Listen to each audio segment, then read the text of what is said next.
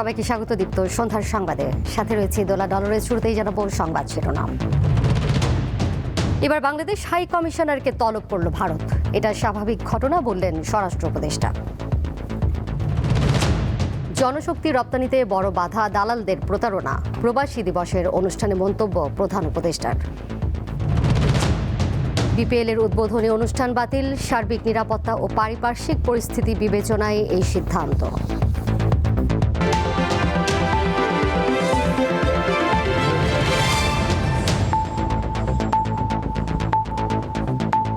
দিল্লিতে নিযুক্ত Bangladeshi high commissioner Mohammad Riaz হামিদুল্লাহকে তলব করেছে ভারতের পররাষ্ট্র মন্ত্রণালয়। দুপুরে তাকে ডেকে ঢাকায় ভারতীয় হাই কমিশনের নিরাপত্তা নিয়ে চরম উদ্বেগ প্রকাশ করেছে ভারতীয় কর্তৃপক্ষ। ভারতের পররাষ্ট্র মন্ত্রণালয়ের বিজ্ঞপ্তিতে জানানো হয়, মন্ত্রণালয়ের যুগ্ম সচিব বিএম শ্যাম বাংলাদেশি হাই কমিশনার মোহাম্মদ রিয়াজ হামিদুল্লাহকে তলব করেন। এ সময় বাংলাদেশের নিরাপত্তা পরিস্থিতির অবনতির পাশাপাশি ঢাকায় ভারতীয় হাই কমিশনের নিরাপত্তা নিয়ে দিল্লি আনুষ্ঠানিক উদ্বেগ জানায়। ঢাকায় ভারতীয় মিশনের আশেপাশে নিরাপত্তা সংকট তৈরি করার পরিকল্পনা করা হচ্ছে জানিয়ে এই বিষয়ে বাংলাদেশের অন্তর্বর্তী সরকারের প্রতি দ্রুত কার্যকর ব্যবস্থা নেওয়ার আহ্বান জানায় ভারতীয় কর্তৃপক্ষ। এই ধরনের হুমকি দুই দেশের কূটনৈতিক সম্পর্কের জন্য অত্যন্ত উদ্বেগজনক বলেও উল্লেখ করেছে নয়াদিল্লি। নয়াদিল্লিতে বাংলাদেশের হাই কমিশনারকে ভারতের পররাষ্ট্র মন্ত্রণালয় তলব করা সাধারণ বিষয় বলে মন্তব্য করেছেন স্বরাষ্ট্র উপদেষ্টা জাহাঙ্গীর আলম চৌধুরী। তিনি বলেন, ঢাকাও তাদের হাই কমিশনারকে তলব করে। দুপুরে নারায়ণগঞ্জে বিকেএমই এর প্রধান কার্যালয়ে পুলিশ ভ্যান হস্তান্তর অনুষ্ঠানে তিনি এসব কথা বলেন। স্বরাষ্ট্র উপদেষ্টা বলেন, কোনো প্রার্থীর নির্বাচন থেকে সরে দাঁড়ানো তার ব্যক্তিগত ইচ্ছা। এখানে নিরাপত্তা নিয়ে কথা আসতে পারে না। নির্বাচনী নিরাপত্তা নিয়ে কোনো শঙ্কা নেই। ইনকিলাব মঞ্চের মুখপাত্র ওসমান হাদির সুস্থতার জন্য দেশবাসীর কাছে দোয়া চান স্বরাষ্ট্র উপদেষ্টা। পররাষ্ট্র মন্ত্রণালয় থেকে ইন্ডিয়ান পররাষ্ট্র মন্ত্রণালয় আমাদের কর্মকর্তাকে তলব করছে। আমরাও কিছুদিন আগে তাদের তলব করছিলাম, আপনারা জানেন। তো সাধারণত ওই পররাষ্ট্র বিষয় থাকে, একজন তলব করলে আবার আরেকজন। এদিকে বেশ কয়েকটি দাবিতে ঢাকায় অবস্থিত ভারতীয় হাই কমিশন অভিমুখে পদযাত্রা কর্মসূচি করেছে জুলাই ঐক্য নামে একটি সংগঠন। এতে বিপুল সংখ্যক শিক্ষার্থী অংশগ্রহণ করেন। তারা ভারত বিরোধী নানা স্লোগান দিয়ে থাকেন। বিকেলে মিছিলটি ঢাকায় অবস্থিত ভারতীয় হাই কমিশনের দিকে এগিয়ে গেলে প্রগতি সরণি সড়কে বাধা দেয় পুলিশ। সে সময় প্রথম ব্যারিকেড ভেঙে ফেলে আন্দোলনকারীরা। পরে দ্বিতীয় ব্যারিকেডে বাধা দেয় পুলিশ। এক পর্যায়ে আন্দোলনকারীরা সড়কে অবস্থান নিয়ে বিক্ষোভ মিছিল করেন। এদিকে নিরাপত্তা সংখ্যায় আজ দুপুর 2টায় বন্ধ করে দেওয়া হয় যমুনা ফিউচার পার্কে অবস্থিত ভারতীয় ভিসা সেন্টার। তাদের ওয়েবসাইটে নোটিশ দিয়ে বিষয়টি জানানো হয়।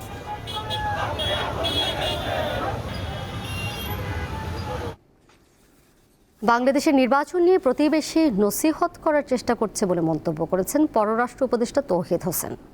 বিকেলে পররাষ্ট্র মন্ত্রণালয় এক সংবাদ সম্মেলনে তিনি বলেন, বাংলাদেশের নির্বাচন নিয়ে প্রতিবেশীর নসিহত সরকারের কাছে সম্পূর্ণ অগ্রহণযোগ্য। গত 15 বছরে ভারত নিরপেক্ষ নির্বাচনের জন্য এমন নসিহত করেনি, তাহলে এখন কেন করছে, এই প্রশ্ন তোলেন তৌহিদ হোসেন। এদিকে বাংলাদেশের হাই কমিশনার মোহাম্মদ রিয়াজ হামিদুল্লাহকে ভারতের পররাষ্ট্র মন্ত্রণালয়ের তলবের বিষয়ে পররাষ্ট্র উপদেষ্টা বলেন, দিল্লিতে বাংলাদেশের হাই কমিশনারকে তলবের ঘটনা স্বাভাবিক। ঢাকা দিল্লি সম্পর্ক আগে থেকেই টানাপোড়েনে এতে নতুন মাত্রা যোগ হলো কিনা বলা কঠিন। ভারতে বাংলাদেশের মিশন ছোট করা হবে কিনা এমন প্রশ্নে এখনও তার প্রয়োজন নেই বলে জানান পররাষ্ট্র উপদেষ্টা।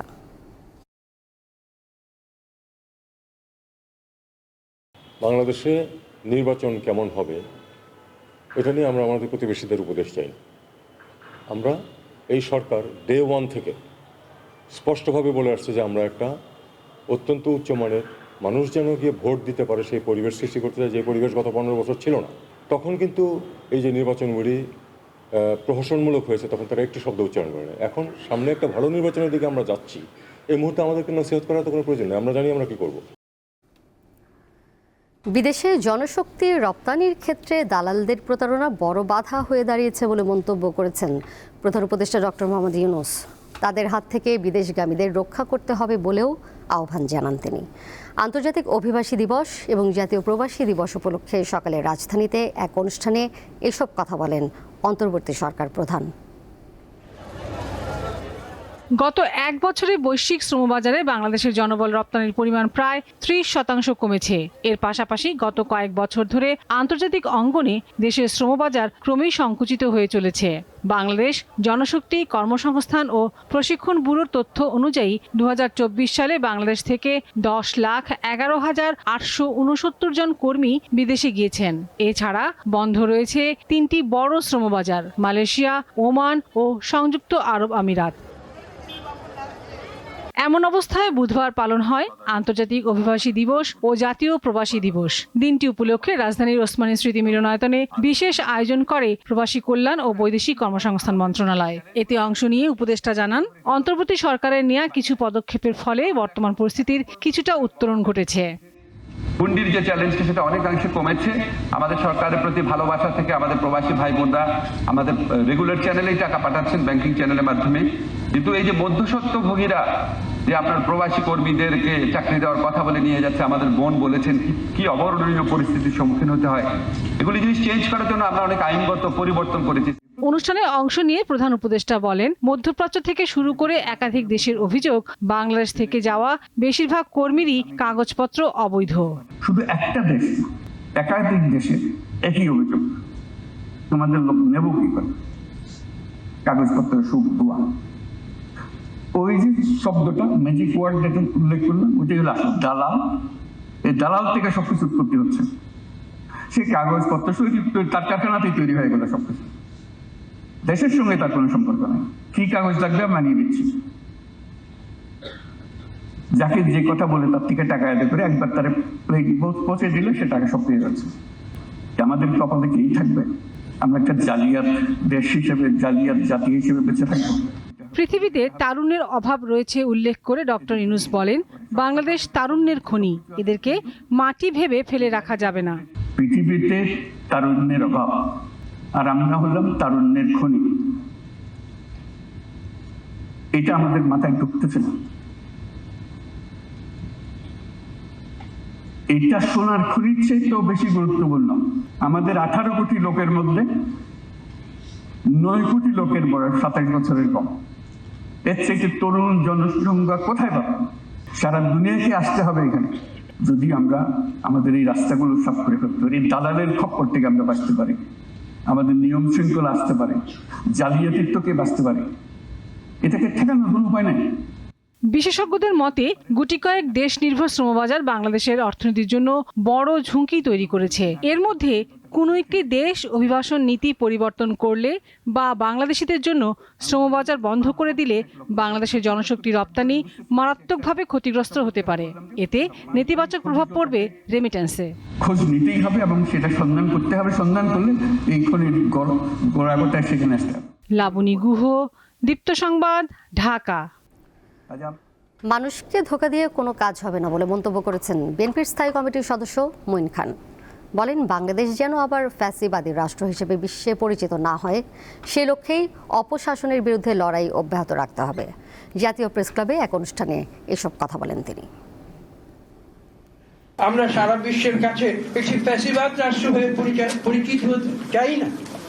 আমরা চাই যে একটি সত্যিকার গণতান্ত্রিক, মানুষের প্রতি শ্রদ্ধাবোধ যে সরকারের আছে, যে দেশে আছে, সেই রকম একটি দেশ হয়ে আমরা বিশ্বের বুকে দরিদ্র দেশ হতে পারি, কিন্তু সম্মানের দিক থেকে সেভাবে মাথা তুলে দাঁড়াতে। গুম হত্যাকাণ্ডের ঘটনায় সাবেক সেনা কর্মকর্তা জিয়াউল আহসানের বিরুদ্ধে অভিযোগ আমলে নিয়েছে ট্রাইব্যুনাল। এদিকে কারফিউ জারি করে গণহত্যার পরিকল্পনার মামলায় আনিসুল হক ও সালমান এফ রহমানের বিরুদ্ধে অভিযোগ গঠনের শুনানি শুরু হয়েছে বুধবার। 2009 সাল থেকে 2024 সালের আগস্ট পর্যন্ত দেশে 5 শতাধিক গুমের ঘটনা ঘটেছে বলে অভিযোগ পেয়েছে আন্তর্জাতিক অপরাধ ট্রাইব্যুনালের প্রসিকিউশন। বুধবার শতাধিক গুম খুনের ঘটনায় সাবেক সেনা কর্মকর্তা মেজর জেনারেল জিয়াউল আহসানের বিরুদ্ধে অভিযোগ দায়ের করা হয়। এটি আমলে নিয়ে 21 ডিসেম্বর আনুষ্ঠানিক অভিযোগ গঠনের ওপর শুনানির দিন ধার্য করে ট্রাইব্যুনাল 1। পরে চিফ প্রসিকিউটর জানান, মামলায় সাবেক সেনা কর্মকর্তা জিয়াউল আহসানের বিরুদ্ধে এককভাবে 3টি অভিযোগ আনা হয়েছে। বাংলাদেশে গুমের ব্যাপারে মহাকাব্যিক অবদান যার, তিনি হচ্ছেন আসামি জিয়াউল আহসান, যিনি এককভাবে এখন পর্যন্ত প্রাপ্ত তথ্য অনুযায়ী 500-এরও বেশি মানুষকে গুমপূর্বক হত্যাকাণ্ডের তথ্য ইতিমধ্যেই তদন্ত সংস্থার কাছে আছে। আরও তার বিরুদ্ধে নানান প্রমাণ প্রতিনিয়ত আসছে, যেটার ব্যাপারে তদন্ত চলমান আছে। তিনি দাবি করেন গত 1.5 দশকে গুমের ঘটনার মাস্টার মাইন্ড ছিলেন জিয়াউল আহসান। সব কিছুর বাস্তবায়নের মাস্টার মাইন্ড বা মহানায়ক ছিল জিয়াউল হাসান। তার যে নিষ্ঠুরতা, তার যে হত্যাকাণ্ডের ধরন এবং হত্যাকাণ্ডের যে পরিমাণ, এটা বাংলাদেশে আর কারোর সাথে তুলনীয় নয়। বাংলাদেশের এই একটা এরকম বিভৎস নারকীয় হত্যাযজ্ঞ চালানোর ব্যাপারে তার যে এক্সপার্টিস, সেই জন্য জিয়াউল হাসানকে আলাদাভাবে একক আসামি হিসাবে তার বিরুদ্ধে আমরা ফরমাল চার্জ দাখিল করেছি। এদিকে জুলাই আগস্ট ছাত্র জনতার আন্দোলনে কারফিউ ও আন্দোলনকারীদের হত্যার উস্কানি দেয়া সহ 5টি অভিযোগে সালমান এফ রহমান ও আনিসুল হকের বিরুদ্ধে অভিযোগ গঠনের ওপর শুনানি শুরু হয়েছে। সেই সাথে ইন্টারনেট বন্ধ করে গণহত্যাকারীদের সহায়তার অভিযোগে সজীব ওয়াজেদ জয় ও জুনায়েদ আহমেদ পলকের বিরুদ্ধে আনা মামলার শুনানি পিছিয়ে 7 জানুয়ারি করা হয়েছে। মাহিদুর রহমান, দীপ্ত সংবাদ, ঢাকা। রাজধানীর লালবাগে প্লাস্টিক গোডাউনে লাগা আগুন নিয়ন্ত্রণে এসেছে। এখন পর্যন্ত কোনো ধরনের হতাহতের খবর পাওয়া যায়নি বলে জানিয়েছে ফায়ার সার্ভিস। বিকেলে ফায়ার সার্ভিসের উপপরিচালক সালেউদ্দিন সাংবাদিকদের ব্রিফিংয়ে এই তথ্য জানান। এর আগে দুপুর 1টার দিকে চেয়ারম্যান ঘাট এলাকায় অগ্নিকাণ্ডের ঘটনা ঘটে। খবর পেয়ে একে একে ফায়ার সার্ভিসের 11টি ইউনিট আগুন নিয়ন্ত্রণে যোগ দেয়। শুরুর দিকে ঘন ও কালো ধোঁয়ায় ছেয়ে যায় পুরো এলাকা। প্রত্যক্ষদর্শীদের ধারণা, পেছনের ভবনের গ্যাস সিলিন্ডারের লিকেজ থেকে আগুনের সূত্রপাত হতে পারে। গোডাউনটি অন্তত 18 থেকে 20 বছরের পুরনো। এখানকার স্ট্রাকচার, এখানকার রাস্তাঘাট খুবই সরু রাস্তা, একজন মানুষ সঠিকভাবে হেঁটে যেতে পারে না। এর ভিতর দিয়ে অনেক চ্যালেঞ্জ ছিল আমাদের। এই বিভিন্ন চ্যালেঞ্জ এবং প্রতিকূলতা মোকাবেলা করে জীবনের ঝুঁকি নিয়ে আমাদের লোকজন কিন্তু আগুনটা আমরা নিয়ন্ত্রণে নিয়ে আসি। 4টার সময় আমরা এই আগুনকে আমাদের সম্পূর্ণ নিয়ন্ত্রণে নিয়ে আসি। 2014 সাল থেকে এখন পর্যন্ত ভারত তাদের সীমান্ত এলাকায় প্রায় 24,000 অনুপ্রবেশকারীকে আটক করেছে। এর মধ্যে বাংলাদেশ ভারত সীমান্তে আটক করা হয় 21,000-এরও বেশি মানুষকে। চলতি বছরই আটক হয় 2,500-এরও বেশি। এছাড়া পাকিস্তান, মিয়ানমার ও নেপাল সীমান্তেও ভারতীয় বাহিনীর হাতে ঘটেছে আটকের ঘটনা। তবে 2014 সাল থেকে চীনের সঙ্গে সীমান্তে কাউকে আটক করার কোনো নজির নেই। ভারতীয় সংবাদ মাধ্যম এনডিটিভি এক প্রতিবেদনে এসব তথ্য জানায়। এতে আরও বলা হয়, এসব অনুপ্রবেশকারীদের মধ্যে সবচেয়ে বেশি আটক হয়েছে ভারত বাংলাদেশ সীমান্তে। এর পরের অবস্থানে রয়েছে মিয়ানমার, পাকিস্তান, নেপাল ও ভুটান সীমান্ত। গাজা উপত্যকায় প্রচণ্ড ঠান্ডায় এক ফিলিস্তিন শিশুর মৃত্যু হয়েছে বলে জানিয়েছে স্থানীয় কর্তৃপক্ষ। এমন তীব্র শীতের মধ্যে গাজা উপত্যকায় মানবিক সাহায্য প্রবেশে নিষেধাজ্ঞা জারি করেছে ইসরায়েল। এদিকে স্থানীয় সময় মঙ্গলবার পশ্চিম গাজা সিটির একটি বাড়ির ধ্বংসস্তূপ থেকে একই পরিবারের 30 জন ফিলিস্তিনের মরদেহ উদ্ধার করা হয়। 2023 সালের 19 ডিসেম্বর গাজা সিটির আল রিমাল এলাকায় তাদের বাড়িতে ইসরায়েলি বিমান হামলায় তারা নিহত হন। ধ্বংস হওয়া ওই বাড়িটি ছিল সিভিল ডিফেন্সের শুরু করা একটি সংগঠিত উদ্ধার অভিযানের প্রথম স্থান। এই অভিযানের লক্ষ্য ইসরায়েলি হামলায় গাজা জুড়ে ধ্বংস হওয়া ভবনগুলোর নিচে চাপা পড়ে থাকা হাজারো ফিলিস্তিনিকে খুঁজে বের করা। খেলার খবর। বিপিএলের 13তম আসরকে সামনে রেখে মিরপুর ক্রিকেট স্টেডিয়ামে 24 ডিসেম্বর জাঁকজমকপূর্ণ উদ্বোধনী অনুষ্ঠান আয়োজনের কথা ছিল। তবে দেশের বর্তমান রাজনৈতিক ও সামাজিক প্রেক্ষাপটে নিরাপত্তা শঙ্কায় টুর্নামেন্টের এই আয়োজনটি বাতিল করেছে বিসিবি। বর্তমান পরিস্থিতিতে এই ধরনের বড় কোনো জনসমাগমপূর্ণ অনুষ্ঠান আয়োজন করা বেশ ঝুঁকিপূর্ণ। এছাড়া বিএনপির ভারপ্রাপ্ত চেয়ারম্যান তারেক রহমানের দেশে ফেরার আগের দিন সারা দেশ থেকে নেতাকর্মী ঢাকায় জড়ো হবেন। এই কারণে অনুষ্ঠানটি আয়োজনের বিষয়ে সরকারের উচ্চ পর্যায়ের সবুজ সংকেত পায়নি বিসিবি। যদিও আয়োজকদের পক্ষ থেকে সমস্ত প্রস্তুতি রাখা হয়েছে, কিন্তু বিপিএলের উদ্বোধনী অনুষ্ঠান শেষ পর্যন্ত বাতিলের সিদ্ধান্ত নিয়েছে বোর্ড। শেষ করব দীপ্ত সন্ধ্যার সংবাদ, যাবার আগে শিরোনামগুলো জানিয়ে দেব আরও একবার। এবার বাংলাদেশ হাই কমিশনারকে তলব করল ভারত। এটা স্বাভাবিক ঘটনা বললেন স্বরাষ্ট্র উপদেষ্টা। জনশক্তি রপ্তানিতে বড় বাধা দালালদের প্রতারণা, প্রবাসী দিবসের অনুষ্ঠানে মন্তব্য প্রধান উপদেষ্টার। বিপিএলের উদ্বোধনী অনুষ্ঠান বাতিল, সার্বিক নিরাপত্তা ও পারিপার্শ্বিক পরিস্থিতি বিবেচনায় এই সিদ্ধান্ত। এই ছিল এখনকার মতো। পরের সংবাদ দেখবেন রাত 11টায়। এছাড়াও আরও তথ্য এবং বিনোদনের নানা খবর জানতে যুক্ত থাকুন দীপ্ত ডিজিটাল প্ল্যাটফর্মে। ধন্যবাদ সবাইকে।